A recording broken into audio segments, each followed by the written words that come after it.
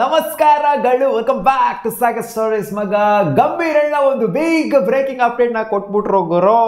ಯಾರು ಕೂಡ ಅನ್ಕೊಂಡಿರಲ್ಲ ಈ ತರ ಒಂದು ನಿರ್ಧಾರಕ್ಕೆ ಬಂದ್ಬಿಡ್ತಾರೆ ಗಂಭೀರಣ್ಣ ಆಲ್ ಆಫ್ ಎ ಸಡನ್ ಅಂತ. ಯಾಕಂದ್ರೆ ಇವಾಗ ಕರೆಂಟ್ಲಿ MP ಅವರು ಮೆಂಬರ್ ಆಫ್ ಪಾರ್ಲಿಮೆಂಟ್ ಆಗಿರೋರು ನೆಕ್ಸ್ಟ್ ನನ್ನನ್ನು ಕನ್ಸಿಡರ್ ಮಾಡಬೇಡಿ, ಬರೋವಂಥ ಎಲೆಕ್ಷನ್ಗೆ ಇನ್ನೇನು ಬರ್ತಾ ಇದೆ ಎಲೆಕ್ಷನು, ಈ ಎಲೆಕ್ಷನ್ಗೆ ನಾನು ರಿಲೀವ್ ಮಾಡಿಬಿಡಿ, ನನ್ನ ಕನ್ಸಿಡರ್ ಮಾಡಿಬಿಡಿ ಅಂತ BJPಗೆ ಹೇಳ್ಬಿಟ್ಟಿದ್ದಾರೆ.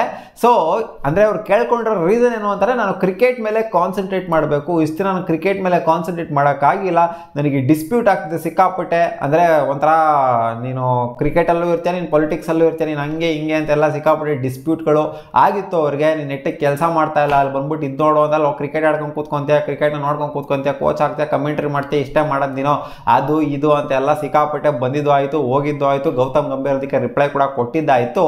ಸೊ ಕ್ರಿಕೆಟ್ ಮೇಲೆ ನಾನು ಫೋಕಸ್ನ ಮಾಡಬೇಕು, ಕ್ರಿಕೆಟ್ ನನಗೆ ಮುಖ್ಯ ಅಂತ ಒಂದು ಸ್ಟೇಟ್ಮೆಂಟ್ನ ಕೊಟ್ಟಿದ್ದಾರೆ. ಅಲ್ಲ ಮಗ, ನನಗೆ ಒಂದು ಲಾಜಿಕ್ ಅರ್ಥ ಆಗ್ತಿಲ್ಲ ಅಂತ ನೀವು ಅನ್ಕೊಂತೀರಾ. ಎಲೆಕ್ಷನ್ಗೆ ಓದ್ಸಲಿನ ಪಾರ್ಟಿಸಿಪೇಟ್ ಮಾಡಿದ್ರು, ಅವ್ರು ರಿಟೈರ್ ಆಗಿದ್ರು, ಇವಾಗಲೂ ರಿಟೈರ್ನೇ ಆಗಿದ್ದಾರೆ, ಇವಾಗೇನು ಆಕ್ಟಿವ್ ಆಗೇನು ಆಡ್ತಾ ಇಲ್ಲ.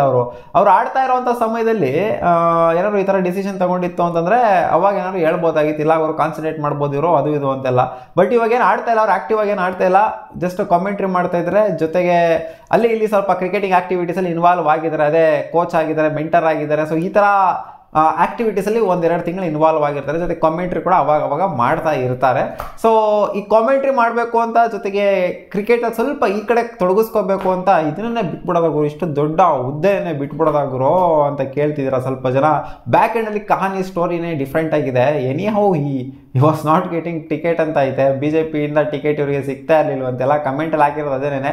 ಏನೋ ಗುರು ಈ ಡ್ರಾಮಾಗಳು, BJPಯಿಂದ ನಿನಗೆ ಟಿಕೆಟ್ ಈ ಸಲ ಕೊಡ್ತಾ ಇರಲಿಲ್ಲ, ನೀನು ಎಲ್ಲಿ ಕೆಲಸ ಮಾಡಿದ್ಯಾ, ಏನೂ ಮಾಡಿಲ್ಲ ಅಲ್ಲಿ, ಅದು ಇದು ಅಂತೆಲ್ಲ ಉಗಿತಾ ಇದ್ದಾರೆ ಕಮೆಂಟ್ ಸೆಕ್ಷನಲ್ಲಿ.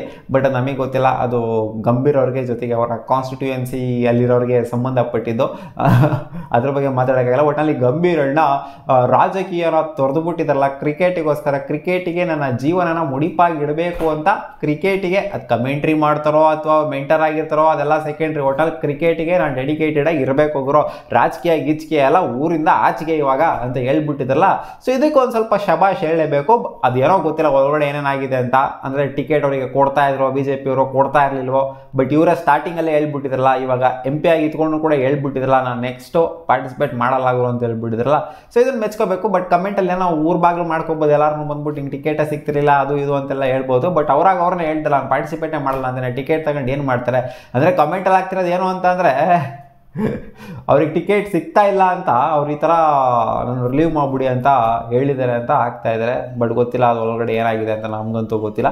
ಸೊ ಓಕೆ, ಗಂಭೀರಣ್ಣ ಇವಾಗ ಕ್ರಿಕೆಟ್ನ ಫೋಕಸ್ ಮಾಡಬೇಕು ಅಂತ ಕ್ರಿಕೆಟ್ ಅಂತ ಇವಾಗ ರಾಜಕೀಯನ ತೊರೆದಿದ್ದಾರಲ್ಲ, ಇದು ನಿಮಗೆ ಏನು ಅನ್ನಿಸ್ತಾ ಇದೆ ಕಾಮೆಂಟ್ ಸೆಕ್ಷನ್ಲಿ ಕಾಮೆಂಟ್ ಮಾಡಿ ತಿಳಿಸಿ. ಸಿಗೋಣ, ಬಾ.